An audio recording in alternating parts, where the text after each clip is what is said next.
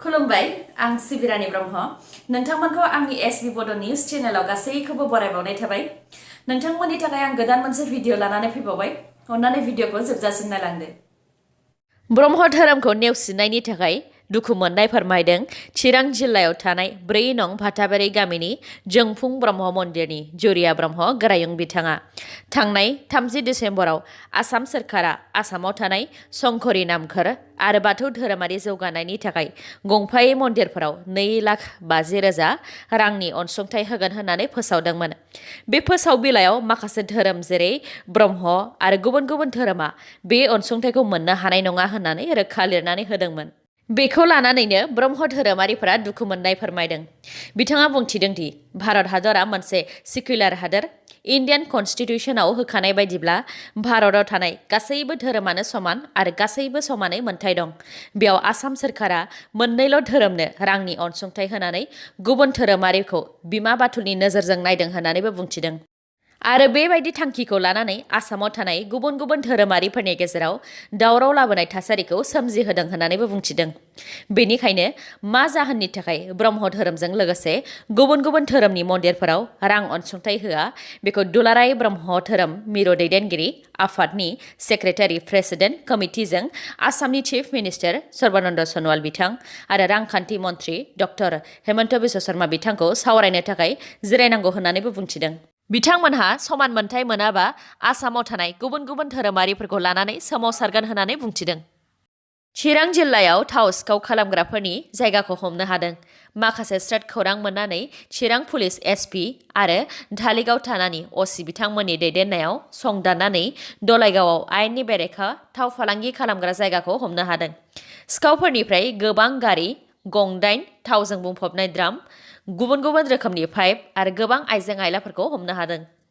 26/11 मुम्बाइ एटेकनि मास्टारमाइन्ड आरो लास्कार-इ-ताइबा (LET) अपारेशन्सनि कामान्डार जाकिउर रहमान लाखवीखौ पाकिस्ताननि एन्टि टेररिज्म कर्टआ 15 बोसोर जेल जानायनि थाखाय बिथोन होबाय। जाकिउर रहमान लाखवीखौ गोबाव समनिफ्रायनो उदखारि हानजाफोरनो रां मदद हरनायनि दायाव थांनाय 2 जानुवारियाव पाकिस्ताननि पान्जाब प्रभिन्सनि काउन्टार टेररिज्म डिपार्टमेन्टआ हमदोंमोन। लाखवीआ 26/11 मुम्बाइ एटेकनि दायाव जेलाव दंखायोमोन आरो 2015 मायथाइनिफ्रायनो बेलाव दंमोन। 26/11 मुम्बाइ एटेक, जेराव लास्कार-इ-ताइबा उदखारि हानजानि सा 10 उदखारिफोरा मुम्बाइआव 2008 मायथाइनि 22 नबेम्बरनिफ्राय सानब्रै मोन 12 गुबुन गुबुन जायगाफोराव गाग्लोबदोंमोन।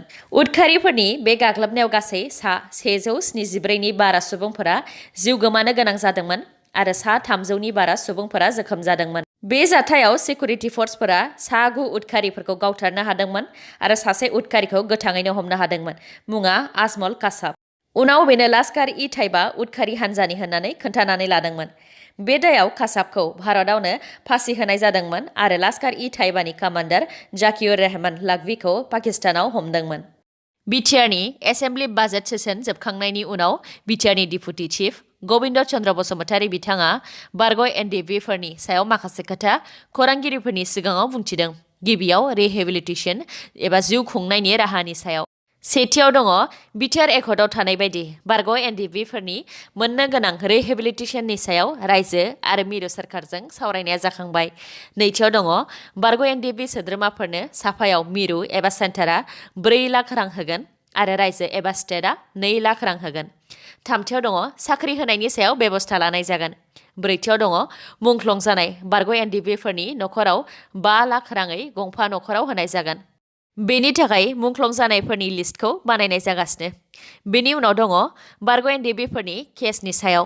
सेथियाव दङ जायफोर केसफोराव कनभिक्टेड एबा दायनिगिरि जानानै 7 बोसोर एबा बेनि खम जेल जानांगोन बैफोर केसफोरखौ जेबो कन्डिसन गैयालासे बोखारनानै होगोन। नैथियाव दङ जायफोर केसफोराव कनभिक्टेड एबा दायनिगिरि जानानै 7 बोसोरनि बारा जेल जानांगोन बेखौ जुडिसियारि एबा आयेननि गेजेरजों थांनानै डिसिसन एबा थांखिखौ लानाय जागोन। थामथियाव दङ जायफोर केसाव दायनिगिरि होननानै फोसावजाखाबाय बिसोर बिथांमोननि सायावबो जुडिसियारि एबा आयेननि गेजेरजों थांनानै थांखिखौ लानाय जागोन। बेफोर गासैखौबो लानानै आसाम सोरखारा BTR सोरखारखौ मोनसे लिगेल सेल दानो बिथोन होदों जायनि गेजेरजों बारग' NDFB-फोरनि जेंनाखौ सामलायनाय जागोन। केस गेलेनायाव गोनां जानाय खरसाफोरखौ BTR सोरखारा बानगोन होननानैबो बुंथिदों। भुटाननि जोबथेसालियाव थानाय बारग' एनडिएफबि सायाव खौरांगिरिया सोंथि खालामदोंमोन। बेनि सायाव गबिन्द चन्द्र बसुमतारी बिथाङा बुंथिदों दि बारग' एनडिएफबिनि सोद्रोमाफोर जाय भुटाननि जेलाव दङ बेखौ मिनिस्ट्रि अफ होम एफेयार्सनि सिङाव थानाय इन्टेलिजेन्स ब्युर' आइबिआ सामलायगोन। मैया 8 जानुवारियाव गोदान बोसोरनि बिटिआरनि बाजेट सेसना क'क्राझाराव थानाय बड'लेण्ड हायुङारि गौथुम एसेम्बलि हलाव जादोंमोन। मैयानि बे बाजेट सेसनाव माखासे बिलफोरा थिसनजादों।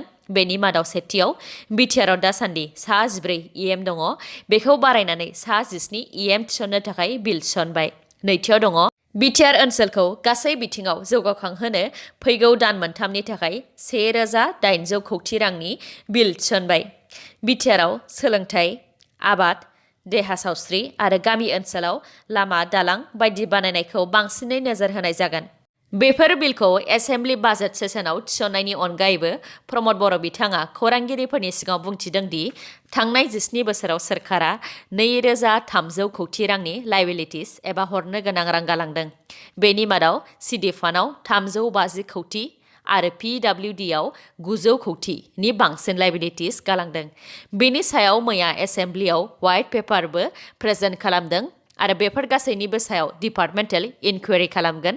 बेजों जायाब्ला CBI इनकुवेरि खालामगोन होननानैबो बुंथिदों। मख'नो गोनां खोथा दि मैयानि एसेम्बलि बाजेट सेसनाव BPF हान्जानिफ्राय देरहासारनो हानाय 16 MCLA बिथांमोनहा बाहागो लायाखै। दासान्दि दाउनि बेराम बार्ड फ्लुआ हादर नाङै जेरावबो गोसारदों। सानफ्रामबो बांगासिनो दङ बार्ड फ्लुजों दाउ थैनायफोरा। बेखौ नोजोर होनानै आसाम सोरखारा आसामाव गुबुन रायजो एबा स्टेटनिफ्राय दाउ साप्लाइ लाबोनायखौ बन्द' खालामनो थाखाय फोसावथ'बाय। आसाम सोरखारनिफ्राय जेब्लासिम बिथोन फैफिना अब्लासिम गुबुन रायजोनिफ्राय आसामसिम दाउ लाबोनाया बन्द' थागोन। मोनसे मिथिहोनाय, आसामाव दासिम बार्ड फ्लुजों दाउ मासेबो थैनायनि रिपर्टआव फैयाखै, नाथाय राजस्थान, हिमाचल प्रदेश, गुजरात, केराला, हारियाना आरो मध्य प्रदेश बेफोर रायजोफोराव बार्ड फ्लुजों गोबां दाउफोरा थैबाय। मख'नो गोनांदि आसामजों लोगोसे गुबुन गुबुन रायजोफोर जेरै पान्जाब, मध्य प्रदेश, जम्मु एन्ड काश्मीर आरो माखासे रायजोफोराव गुबुन रायजोनिफ्राय दाउ लाबोनायखौ बन्द' खालामथ'बाय। All India Bodo' people's national league of Bodoland स्टेटहुडनि दैदेनगिरिफोरा आसामनि मन्त्रि चन्दन ब्रह्म बिथांजों लोगोसे बाउण्डारि कमिसननि मासिगिरिजों सावरायहैदों। बिथांमोनहा कमिसनखौ लोगो हमनानै गांसे मेम'रेन्डामबो गथायदों। बे मेम'रेन्डामनि गेजेरजों बिथांमोनहा आथिखालनि बिटिआर ओनसोलनिफ्राय गंसेबो गामि दानख'नो नाङा होननानै खावलायहैदों। फिसाज्लायानो गावनि असे बिमाखौ बुथारदों। बे जाथाया आसामनि नारायणपुराव जादों। बुथारग्रा दुथां फिसाज्लानि मुङा नितु गगै। सिमलुगुरि पुलिसआ दा बिमाखौ बुथारनायनि दायाव नितु गगैखौ हमबाय। खौरांनि बायदिब्ला दुथां नितु गगैआ अर सायबाय थानाय समाव बिमाया ओंखाम जानो लेंहरदोंमोन। ओंखाम जानो थांद'यैनि थाखायनो बिमाया फिसाज्लाखौ रायदोंमोन। बेखौ लानानैनो बिमा आरो दुथां फिसाज्लानि गेजेराव दान्थे बिदान्थे नांलायलायनाय जादों। उनाव नांलायफुबाय थानाय समावनो दुथां नितु गगैआ बिमाखौ बुथारदों। बिटिसि बिसायख'थियाव बिजाथि जानानै गसंनाय सा 10 GSPनि आरो सासे उदां बिजाथिफोरा साननैसो सिगां UPPL दोलोआव हाबफैखांनायनि उनाव मैया 24 नं मसलपुर बियाबाव GSPनि बिजाथि महरै गसंनाय कनिन डेका बिथाङा UPPL दोलोआव हाबफैबावबाय। दिनैनि भिडिअ'आ एसेनोसै। गाबोन आरो गोदान भिडिअ'जों लोगो मोनफिनबावगोन। नोंथाङा दासिमबो आंनि चेनेलखौ साबस्क्राइब खालामाखैबा अन्नानै साबस्क्राइब खालामदो। लोगोसे लाइक, कमेन्ट आरो शेयार खालामनो दाबाव। गोजोन्थों।